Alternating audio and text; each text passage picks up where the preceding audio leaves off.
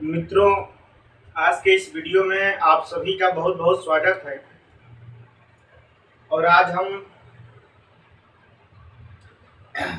Geography subject के महत्वपूर्ण topic के बारे में चर्चा करेंगे। तो आइए समझते हैं कि आज के इस वीडियो में जो मुख्य बिंदु हैं जिस पे हम नेक्स्ट क्लास शुरू करेंगे उसके बारे में हम पर चर्चा कर लेते हैं। तो सबसे पहले हम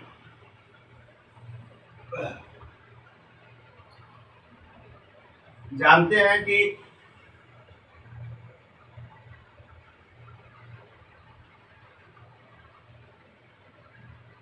ज्योग्राफी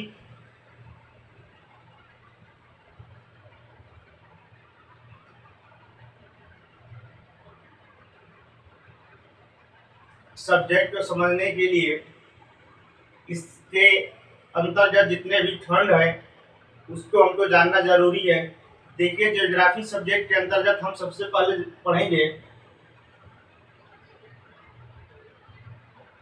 विश्व का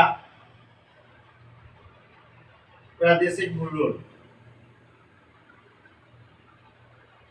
विश्व का प्रादेशिक भूगोल।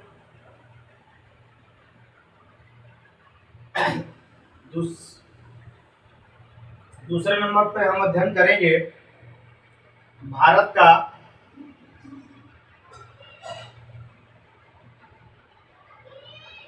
प्रादेशिक भूगोल।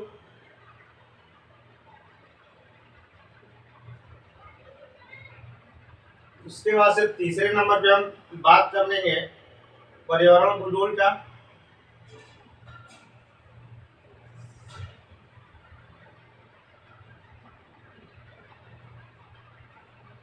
और चौथे नंबर पे हम बात करेंगे यहाँ पे भौतिक भूगोल, फिजिकल ज्योग्राफी। भौतिक भूगोल, फिजिकल ज्योग्राफी, जिसके अंतर्गत हम 3 पार्ट है। समुद्र विज्ञान, इसका अध्ययन करेंगे। उसके बाद से फिर हम जलवायु विज्ञान का अध्ययन करेंगे।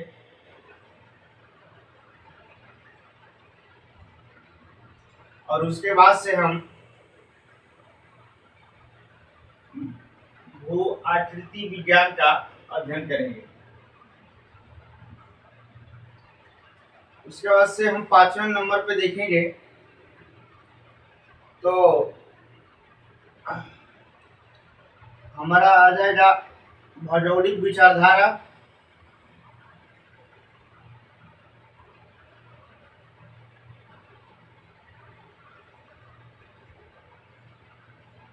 उसके बाद से भौगोलिक विचारधारा के बाद हम इसी में हम मॉडल के बारे में पढ़ेंगे, सिद्धांत,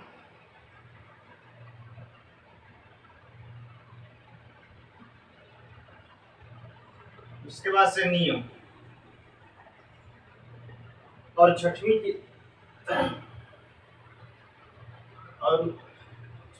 और छठवें नंबर में हम भूगोल विविध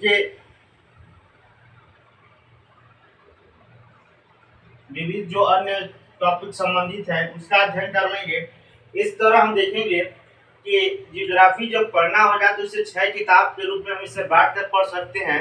जैसा कि क्या विश्व का प्रादेशिक भूगोल, भारत का प्रादेशिक भूगोल, इन्वायरमेंटल ज्योग्राफी, फिजिकल ज्योग्राफी, उसके बाद से भौगोलिक विचारधारा, मॉडल, सिद्धांत, नियम। और उसके बाद से जो शेष बचा हुआ चीजें हैं उसको हम विविध के रूप में पढ़ लेंगे। यहाँ हम थोड़ा सा और चीज देखकर क्लियर कर लेंगे। जैसे हमारा क्या है, मानव भूगोल, ह्यूमन ज्योग्राफी, मानव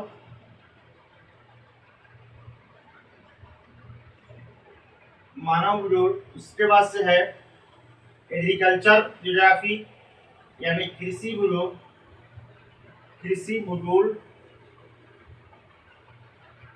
उसके बाद से फिर हम तीसरे नंबर पे बात कर लेंगे संसाधन भूगोल।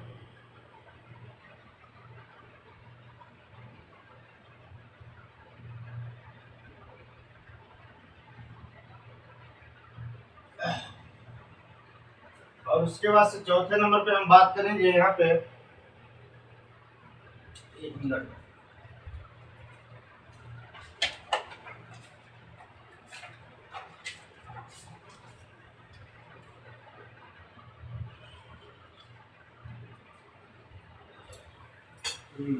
और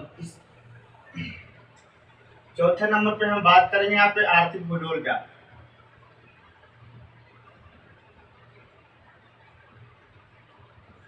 ये सब चीजें जो है हम विश्व का प्रादेशिक भूगोल, भारत का प्रादेशिक भूगोल पढ़ेंगे, तो उसी के साथ साथ हम मानव भूगोल, कृषि, संसाधन और आर्थिक के बारे में अध्ययन कर लेंगे साथ में ही। तो इसको अलग से नहीं पढ़ना पड़ेगा।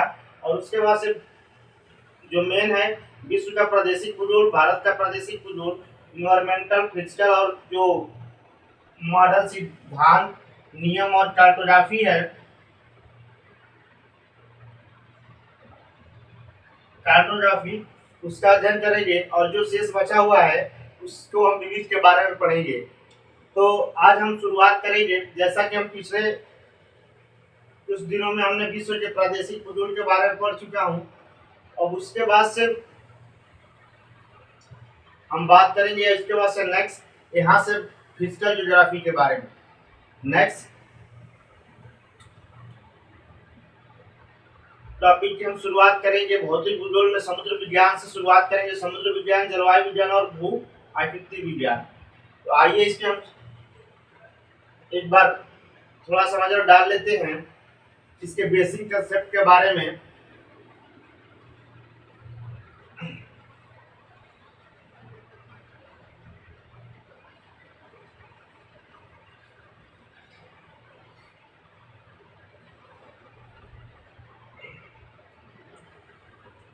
देखिए, हमें पढ़ना है समुद्र विज्ञान।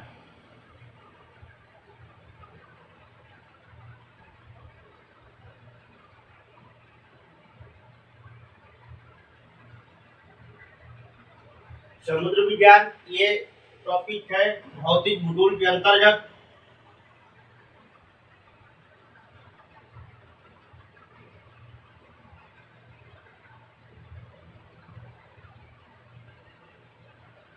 इसी के बारे में हम पढ़ेंगे। तो भौतिक भूगोल, चूंकि भूगोल जो सब्जेक्ट है, भूगोल के बारे में एक लाइन यही कहा जा सकता है कि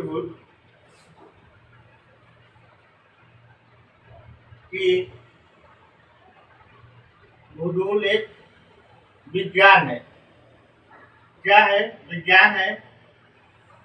चूंकि विज्ञान की बहुत सारी चीजें इसमें आधार के तौर पर प्रयोग की जाती है चीजों को समझने के लिए, इसलिए जियोग्राफी सब्जेक्ट क्या है? एक प्रकार से साइंस है। ठीक, तो हम इसमें आज बेसिक तौर पे हम देखेंगे।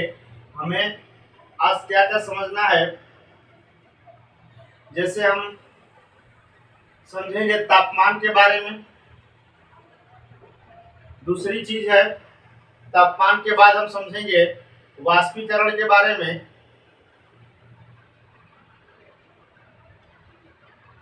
तीसरे नंबर पे हम देखेंगे संघनन के बारे में।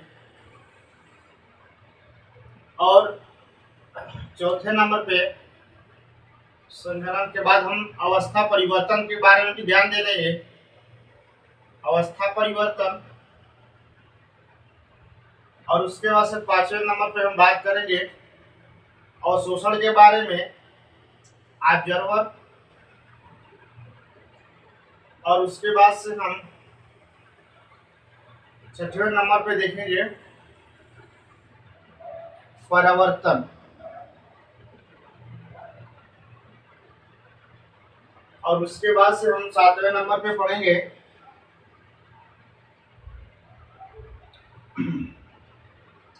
सातवें नंबर पे हम पढ़ेंगे एल्बिडो।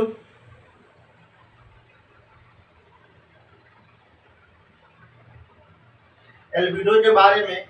8वें नंबर पे हम पढ़ेंगे पार्थिव विकिरण के बारे में।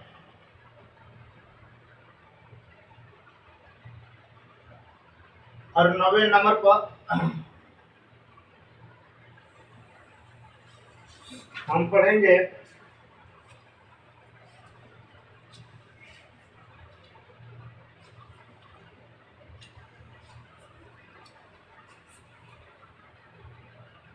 उष्मा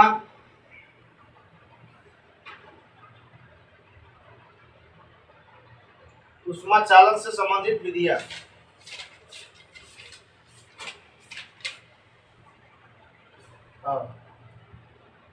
उष्मा उष्मा के स्थानांतरण की विधियां। उष्मा के स्थानांतरण की विधियां।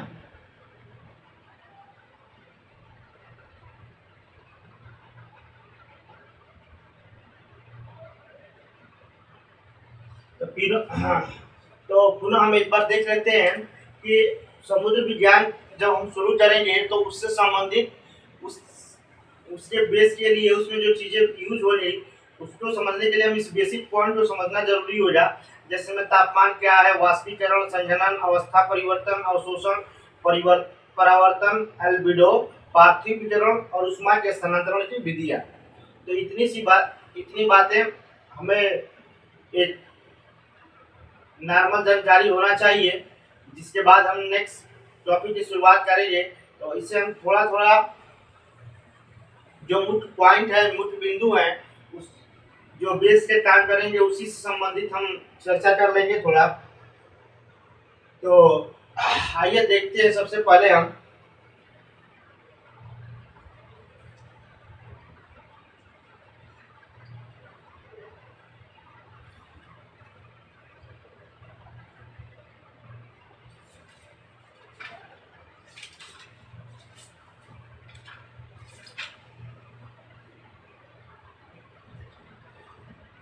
देखिए देखिए बात करेंगे हम टेम्परेचर की, तापमान की। देखिए इसमें एक चीज समझना होगा कि हम लोग जानते हैं कि तापमान को मापने के लिए degree Celsius, kelvin, thermometer, Fahrenheit में यूज किया जाता है तापमान को। और नापते किससे हैं? पैमाना जो होता है 3 तरह से होता है। फारेनहाइट, डिग्री सेल्सियस, फारेनहाइट और उसके बाद से केल्विन।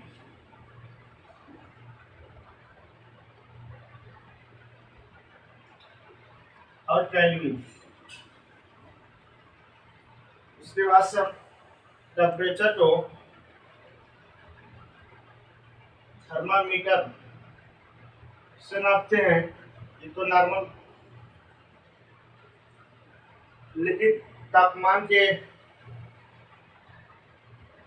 हम परिभाषित करने के लिए हम देखेंगे कि हाँ एक चीज आता है संवेदनशील उष्मा। संवेदनशील उष्मा। तो देखिए तापमान को हम पहले ही परिभाषित करेंगे तो कह सकते हैं कि ताप के अंकीय मान को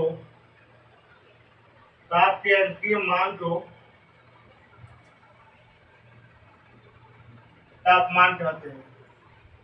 ताप के अंकीय मान को क्या कहते हैं? तापमान कहते हैं। अब उसमें एक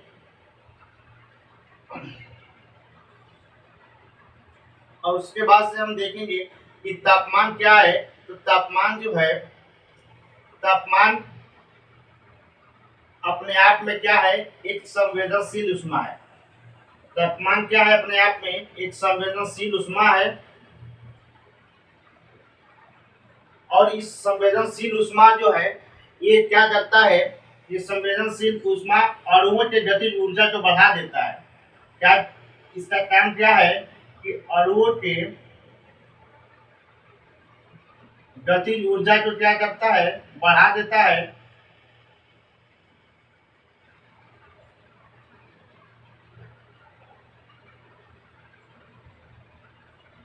उसके बाद से हम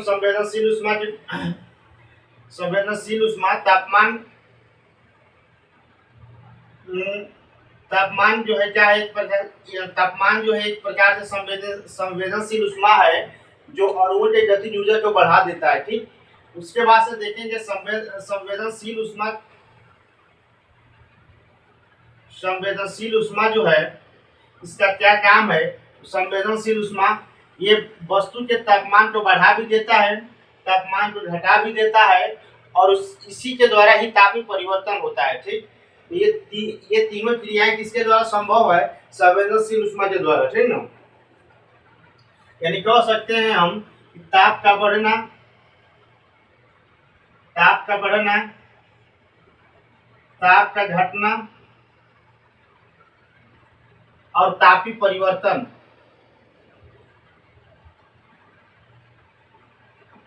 ये तीनों क्रियाएं क्या है, संवेदनशील उष्मा है। संवेदनशील उष्मा के द्वारा ही तीनों क्रियाएं होती हैं। ठीक, उसके बाद से ये संवेदनशील उष्मा जो है इसके द्वारा अवस्था में परिवर्तन नहीं होता है। जैसे अवस्था में परिवर्तन नहीं होता है, जैसे ठोस द्रव गैस है, तो ये संवेदनशील उष्मा के माध्यम से अवस्था में परिवर्तन नहीं हो सकता है, अवस्था में परिवर्तन नहीं होता है।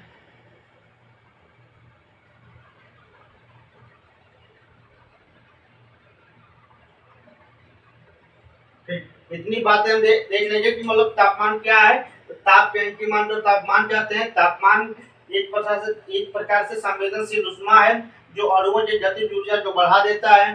संवेदनशील उष्मा का मुख्य तात्पर्य क्या है, मुख्य तात्पर्य ये है कि ताप का बढ़ाना, ताप का घटना, तापीय परिवर्तन आदि जो भी प्रोसेस है ये सब संवेदनशील उष्मा के ही गुण है। इसके द्वारा अवस्था में परिवर्तन नहीं होता है। ठीक, जितनी बातें हम देख लिए, अब इसके बाद से हम आगे नेक्स्ट पॉइंट पे हम चर्चा करेंगे।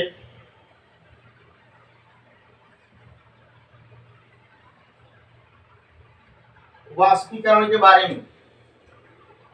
वाष्पीकरण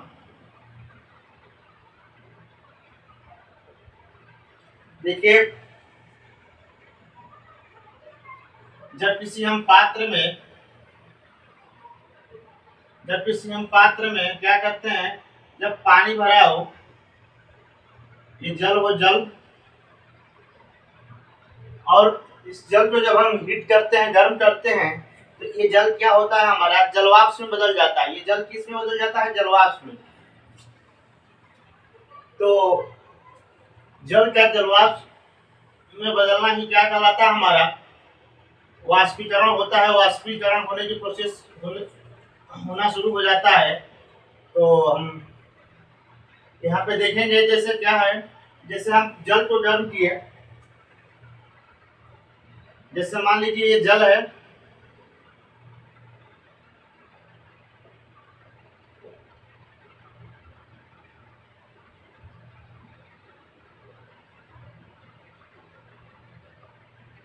ये जल है, यहाँ से हम इसको हीट टेम्परेचर दे रहे हैं, तो इसमें क्या होगा, जल का रूपांतरण जो होता है किसमें होता है, जलवाष्प में हो जाता है। जल का रूपांतरण किसमें हो जाता है, जलवाष्प में हो जाता है।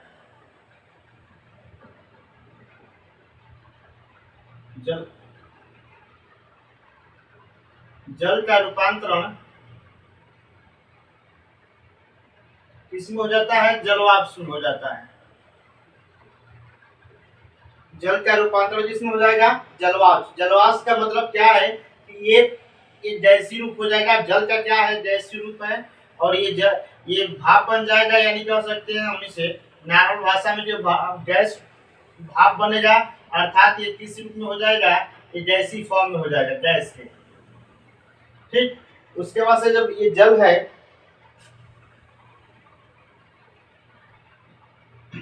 जल में भी ये हम बताए हैं कि जब हीट करेंगे तो जो तापमान बढ़ेगा इसका, मान लीजिए तापमान कितना हो गया, कि तापमान 100 डिग्री सेल्सियस हो गया। ठीक, तो 100 डिग्री सेल्सियस हो गया, तो तापमान भी एक संवेदनशील उष्मा, जिससे जैसा कि पीछे बताए हैं। तो ये जल क्या है, संवेदन जो तापमान क्या है, जल में जो सम्मिलित रूप से जो सम्मिला हुआ है, जिसकी वजह से जल क्या हो रहा है, जलवाष्प में परिवर्तित हो जा रहा है। तो इसमें जो निहित है संवेदनशील ऊष्मा, संवेदनशील ऊष्मा का जो रूपांतरण होता है किसमें हो जाता है, जलवाष्प के युक्त ऊष्मा। किसमें हो जाएगा, जलवाष्प के युक्त ऊष्मा में। जलवाष्प के युक्त ऊष्मा में हो जाता है, यानी संवेदनशील ऊष्मा का रूपांतरण किसमें हो जाता है, जलवाष्प के युक्त ऊष्मा में हो जाता है। और इस युक्त ऊष्मा में होने की वजह से जो ये ऊष्मा होती है, इससे वायुमंडल के ताप में कोई परिवर्तन नहीं होता है। वायुमंडल के ताप में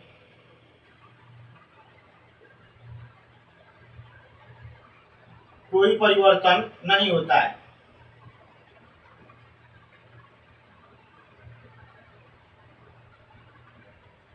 ठीक, लेकिन ये संवेदनशील ऊष्मा जब इसका तापमान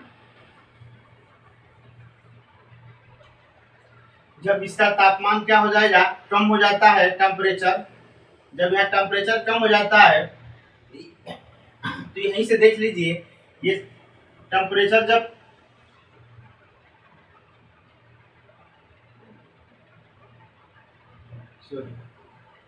देखिए यहाँ से देख लीजिए कि जब जल का तापमान जब जल का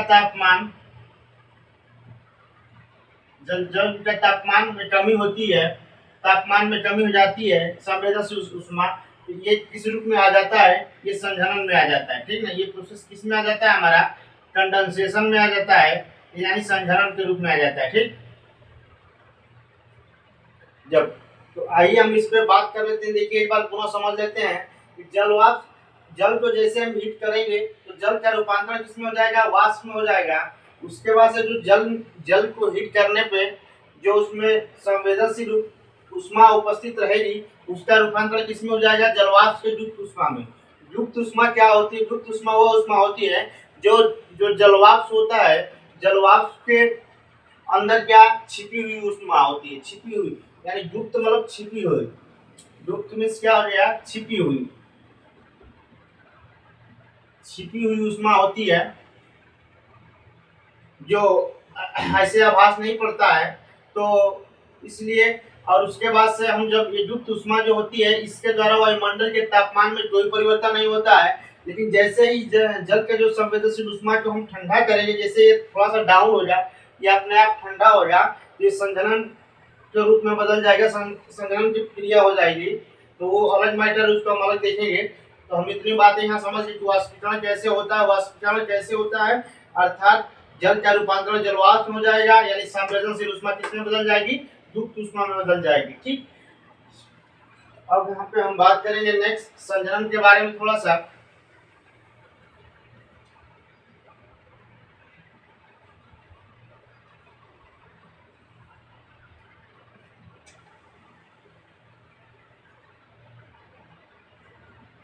देखिए संघनन में क्या होता है कि जलवाष्प का रूपांतरण किसमें हो जाता है, जल में हो जाता है। जलवाष्प का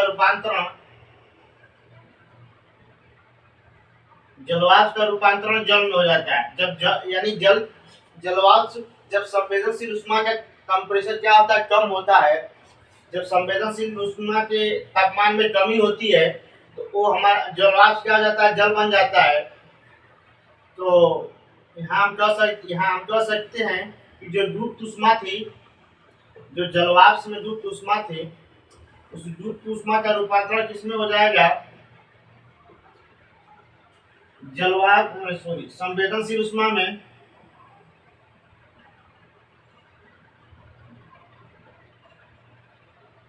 उस संवेदनशील ऊष्मा में हो जाएगा और संवेदनशील ऊष्मा में रूपांतर होगा। और उसके बाद से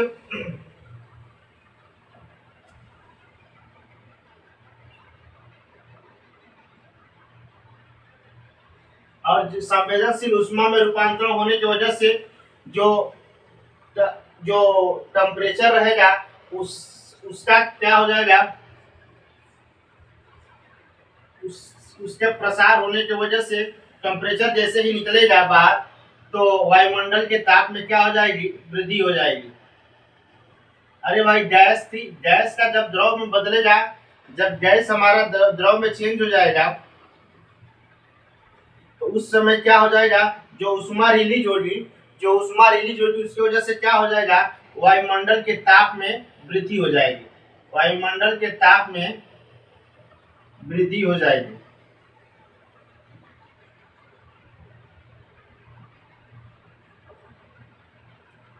ठीक,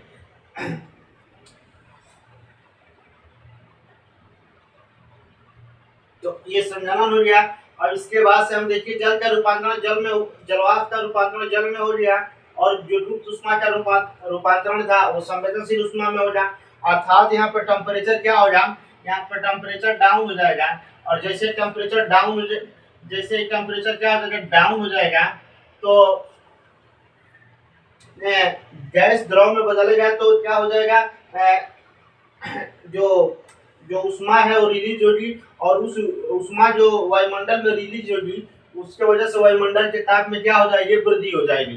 ठीक, तो इस प्रोसेस को हम क्या बोलते हैं, संघनन बोलते हैं। अब इसके बाद से हम नेक्स्ट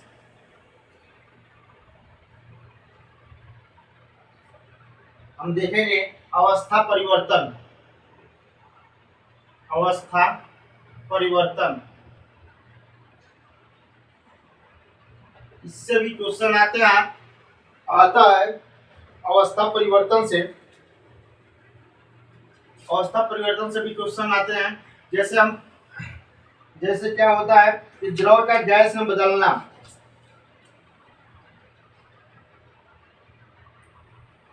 तो द्रव का गैस में रूपांतरण, द्रव का गैस में रूपांतरण,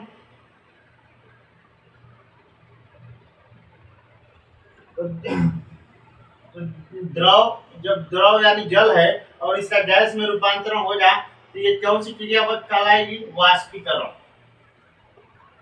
क्या कहलाएगी, वाष्पीकरण। उसके बाद से हम कहेंगे कि गैस से द्रव में रूपांतरण, गैस से द्रव में रूपांतरण।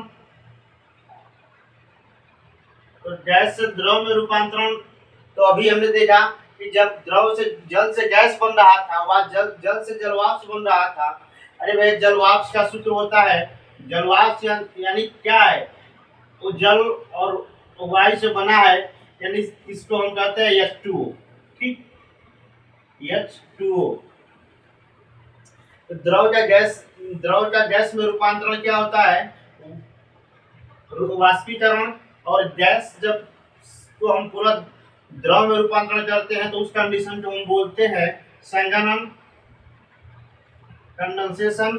और उसके बाद से ठोस को सीधे गैस में बदलता है, ठोस से सीधे गैस में बदलना क्या कहलाता है, तो सीधे गैस में बदलना ऊर्ध्वपातन कहलाता है। क्या कहलाता है, ऊर्ध्वपातन, ऊर्ध्वपातन।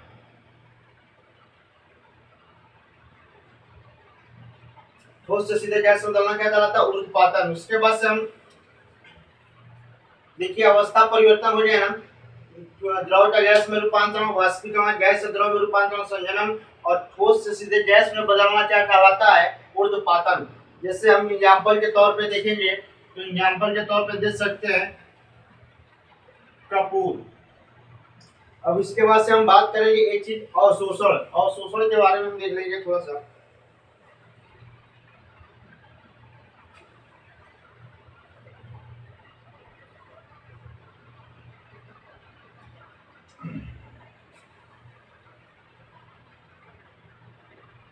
अवशोषण, अवशोषण के बारे में हम देखेंगे यहाँ पे।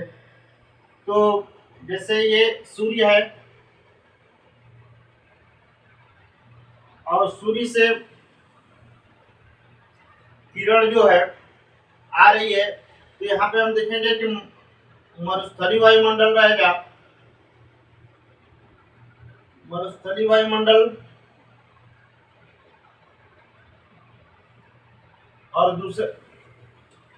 और इसे दूसरा बात होगा विषुवत रेखीय वायुमंडल,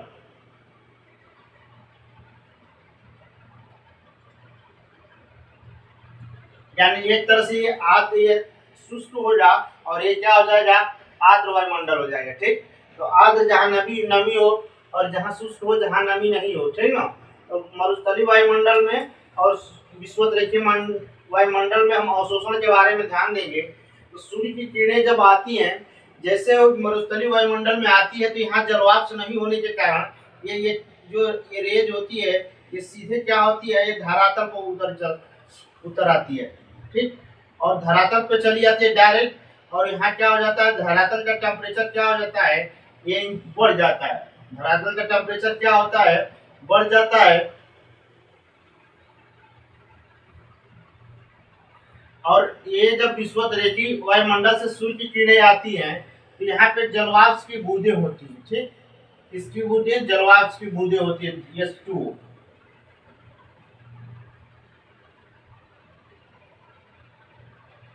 ठीक, ये जलवाष्प की बूंदें होती है, और ये जो किरण, ये क्या होती है, ये सूर्य के किरणों को जो है, सूर्य के किरणों को ऑब्जर्व कर लेती हैं, और जिसके वजह से सूर्य के प्रकाश में इधर आने पर,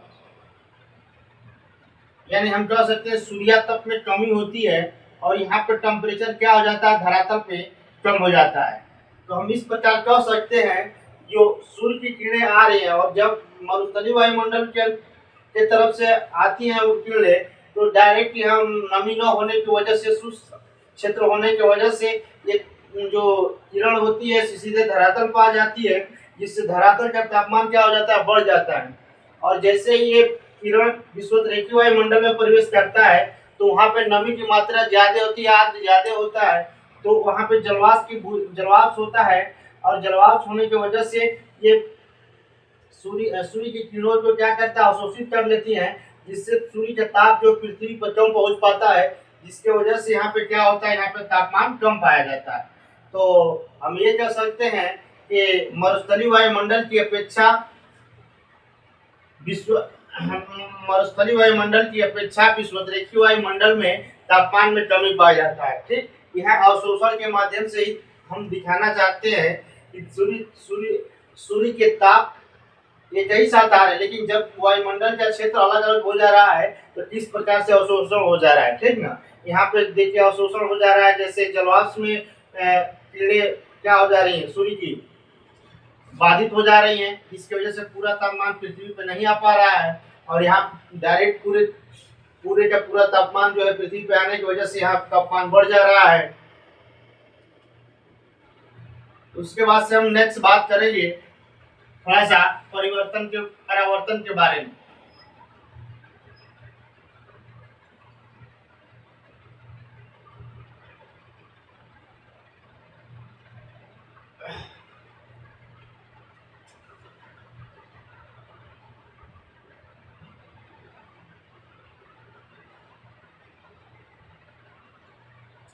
देखिए,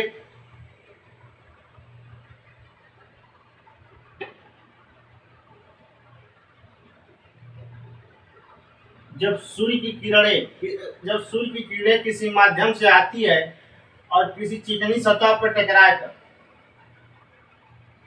के फिर उसी माध्यम में लौट जाती है, तो हम इसे क्या कहते हैं,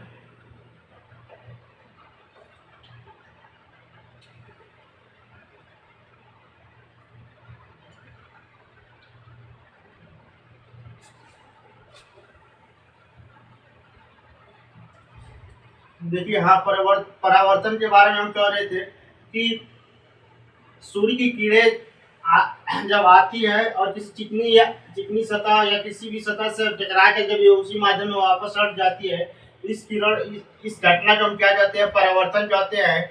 और यहाँ पे यदि हम एक अभिलंब खींच दें,